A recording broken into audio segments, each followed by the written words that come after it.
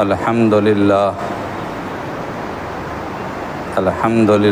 وکفا والصلاة والسلام علی سیدنا و نبینا و حبیبنا و شفیعنا و مولانا محمد المصطفیٰ، اما بعد۔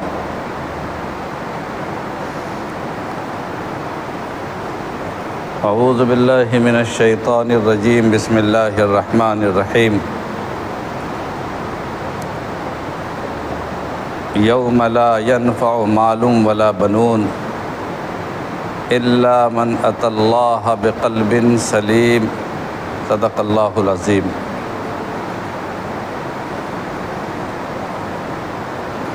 دوستو اور بزرگوں،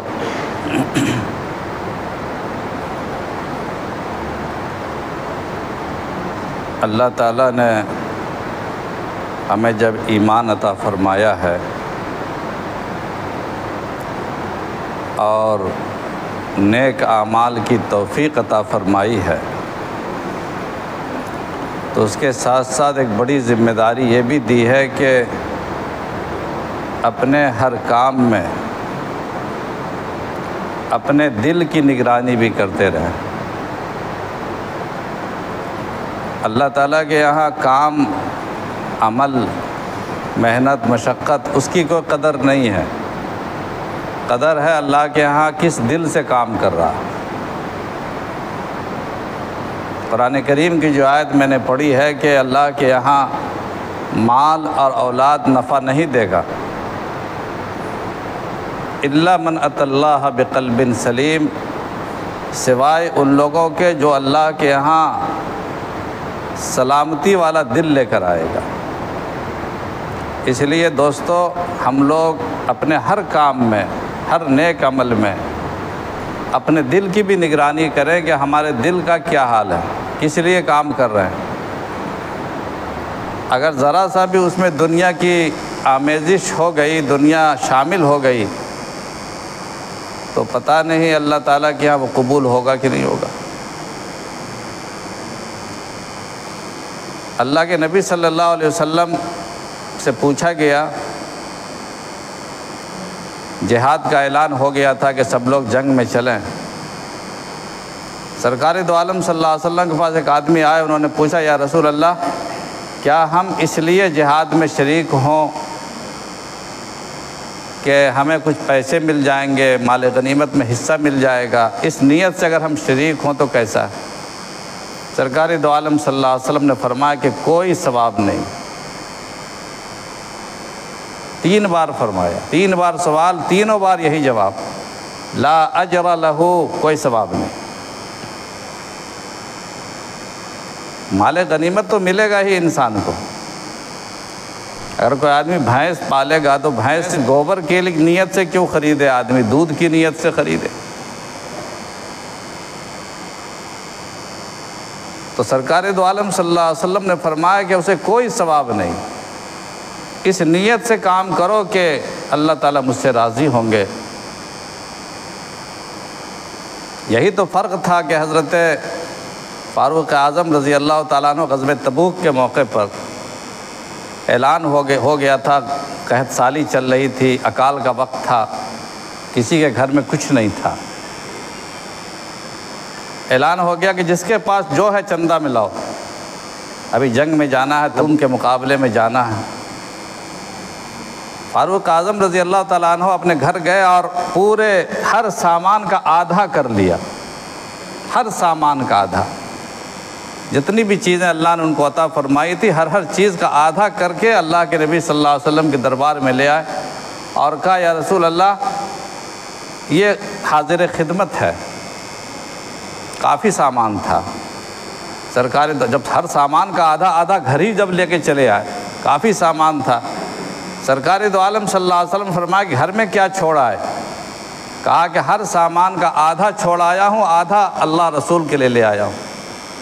دل میں یہ خیال تھا کہ آج لگتا ہے کہ میں حضرت ابوبکر سے آگے بڑھ جاؤں گا، نیکی میں آگے بڑھنا، خرچ کرنے میں آگے بڑھنا۔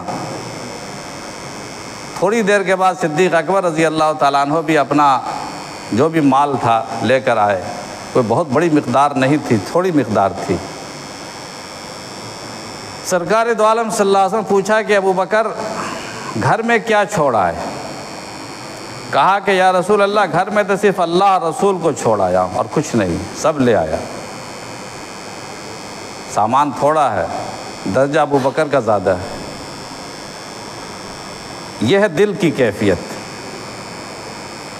دل سے آپ تھوڑا کام کریں گے، اللہ کے یہاں اس کا بڑا ثواب ملے گا۔ صحابہ کرام کے بارے میں جو اللہ کے نبی صلی اللہ علیہ وسلم نے ارشاد فرمایا کہ میرے صحابہ نے جو 2 کلو، پونے 2 کلو، 1.5 کلو جو صدقہ کیا ہوگا، آنے والی امت اگر ایک پہاڑ سونے کے برابر بھی صدقہ کرے تو وہ برابر پلہ نہیں پا سکتا۔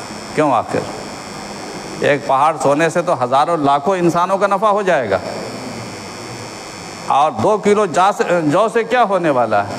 لیکن اللہ کے یہاں نفع اور نقصان کی اہمیت نہیں ہے، اللہ کے ہاں مال اور دولت کی اہمیت نہیں ہے، اولاد کی اہمیت نہیں ہے، کثرت اور قلت کی اہمیت نہیں ہے۔ اللہ کہتا ہے ہم دل کے سوداگر ہیں، ہم دل کے خریدار ہیں۔ کس دل سے تم آئے ہو لے کر؟ اللہ تعالیٰ دل کو دیکھتے ہیں۔ اور اسی بنیاد پر کبھی ایسا ہوتا ہے دوستو کہ ساری زندگی انسان محنت کرتا ہے اور کوئی نفع نہیں، اور کبھی ایسا ہوتا ہے کہ کوئی کام نہیں کیا اور کامیاب ہو گئے۔ دونوں مثالیں سرکار دو عالم صلی اللہ علیہ وسلم کے وقت میں ملتی۔ غزوہ احد کے موقع پر بہت سارے مسلمان شہید ہوئے۔ سرکار دو عالم صلی اللہ علیہ وسلم خود زخمی ہوئے، آپ کے دانت شہید ہوئے، سر پہ زخم آیا، چہرے پہ زخم آیا۔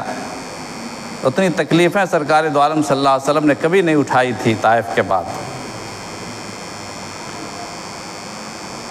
اس موقع کی بات ہے کہ ایک آدمی تھا، اس کا نام تھا قزمان۔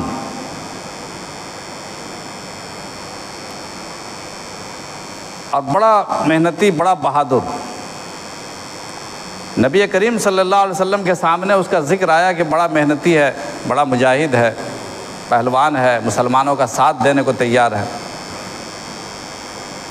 تو سرکار دو عالم صلی اللہ علیہ وسلم فرمایا کہ وہ آدمی جہنمی ہے، وہ اہل جہنم میں سے۔ صحابہ کو بڑی حیرت ہوئی، اتنا مجاہد آدمی جنگ میں شریک ہے، مسلمانوں کی حمایت کرتا ہے، فرماتے ہیں کہ جنگ میں جہنمی ہے۔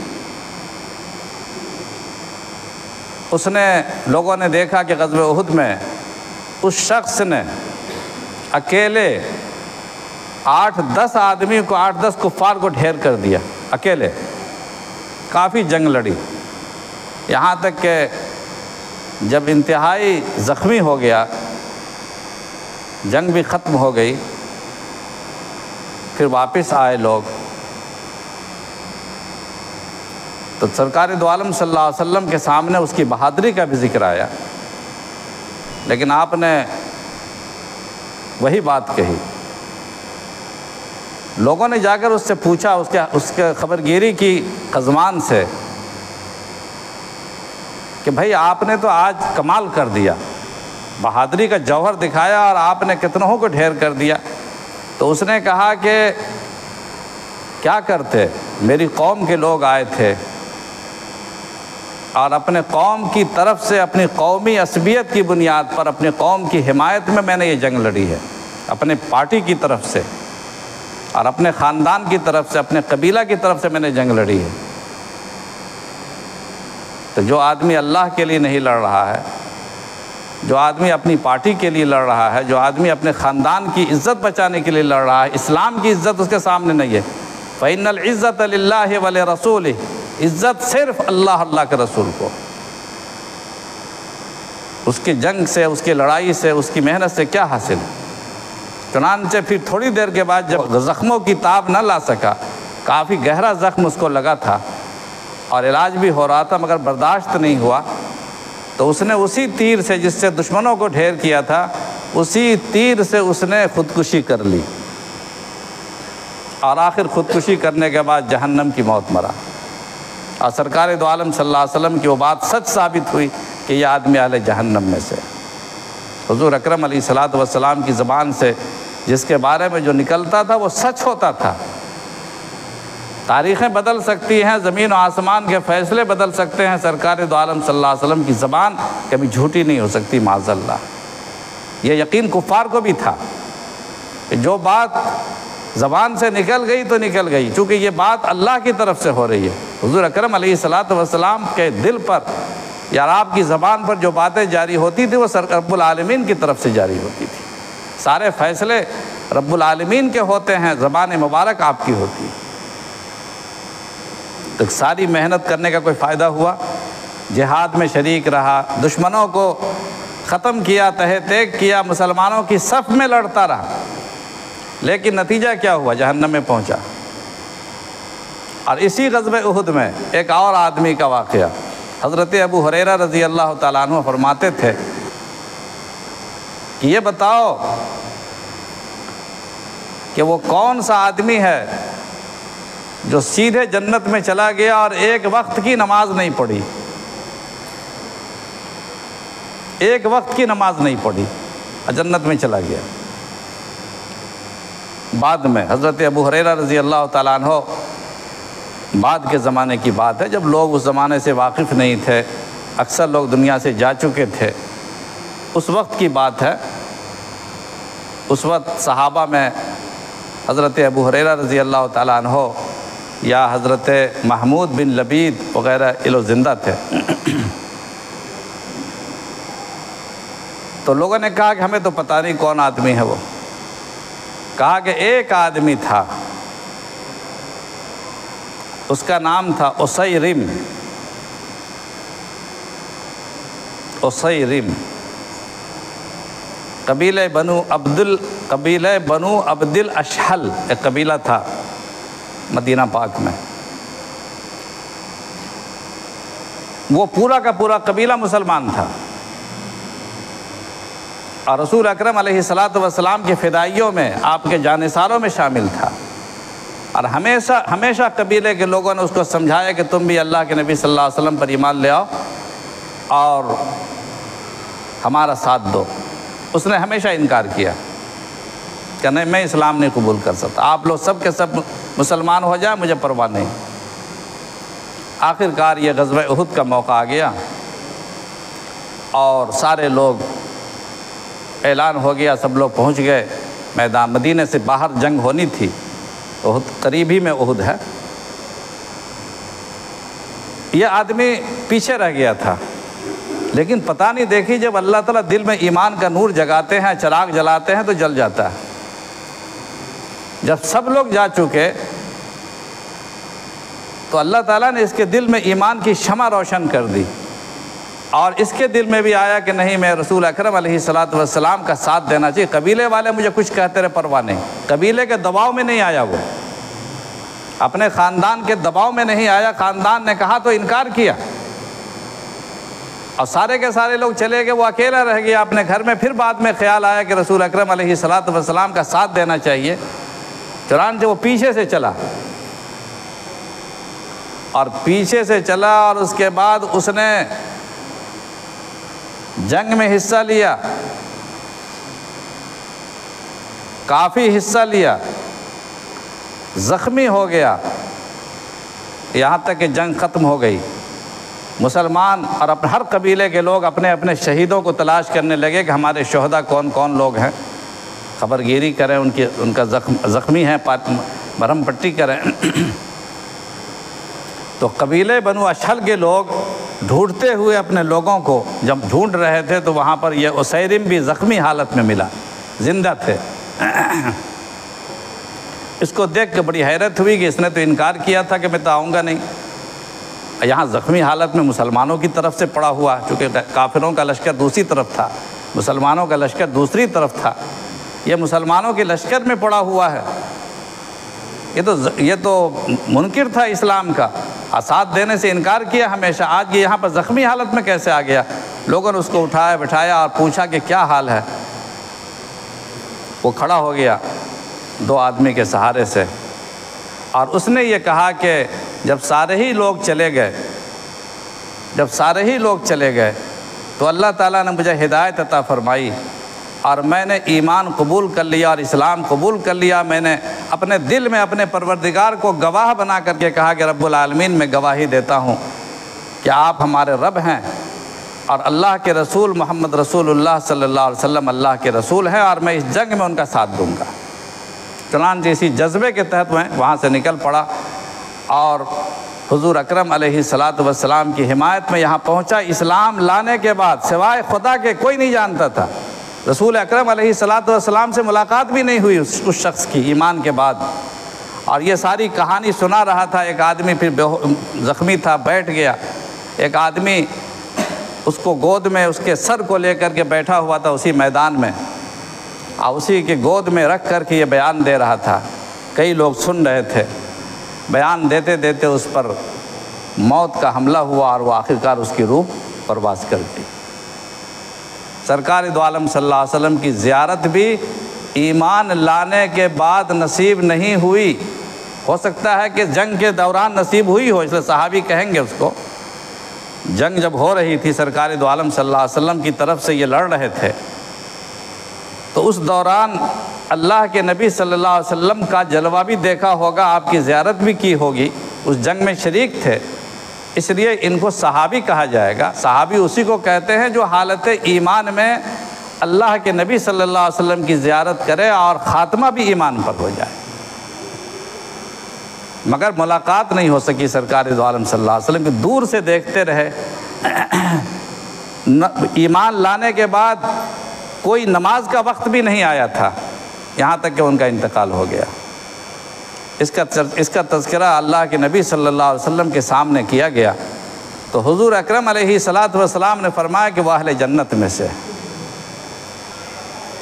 تو حضرت ابو ہریرہ فرماتے تھے کہ ایسا انسان جس نے ایک وقت کی نماز نہیں پڑھی، جس نے کبھی روزہ نہیں رکھا، جس نے کبھی صدقہ و خیرات نہیں کیا، جس نے کبھی کوئی سوائے اس جنگ میں حصہ داری کے کوئی نیک کام نہیں کیا، جس کو دنیا نہیں جانتی ہے کہ مسلمان ہے، سرکار دو عالم صلی اللہ علیہ وسلم کو بھی موت کے بعد پتہ چلا کہ یہ مسلمان ہو گیا تھا اور وہ شخص جنتی ہے۔ اللہ کے نبی صلی اللہ علیہ وسلم نے بتایا کہ وہ اہل جنت میں سے۔